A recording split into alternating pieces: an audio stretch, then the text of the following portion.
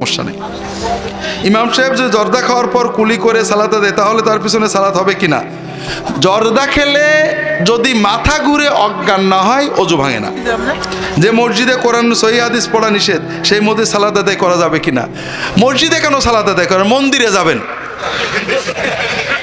মন্দিরে যাবেন। আমার কাছে দুই গ্রুপ আসছে, বড় অদ্ভুত ব্যাপার।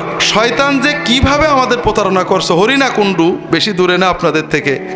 একজন ফোন করেছে যে স্যার খুব মারামারি হচ্ছে, একটু আপনার কাছে আমরা দুই গ্রুপই আসবো।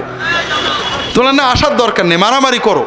মারামারি করে যে দল জিতবে বুঝবে আমি সেই দলে। বলে না স্যার, মারামারির আগে একটু আসতে হবে। আসছে দুই গ্রুপই কম বেশি কোনো কিছু না কিছু আমাকে মহব্বত করে। এক গ্রুপ নতুন আহলে হাদিস, আর এক গ্রুপ পুরনো হানাফি। এখন কথা হলো, হানাফিদের কথা হলো যে স্যার ঝগড়াঝাটি করতে রাজি না, ওরা যদি রফাদাইন করতেই চায়, জোরে আমিন করতেই চায়, আর একটা মসজিদ বানাক, আমরা বাধা দেবো না, কিন্তু আমাদের মসজিদে চলবে না। আর যারা নতুন আহলে হাদিস তাদের কথা হলো স্যার সহি হাদিস মানবো, এজন্য যদি মসজিদ বানাতে হয় আর একটা বানাবো। ইমানের কি জোর বোঝেন?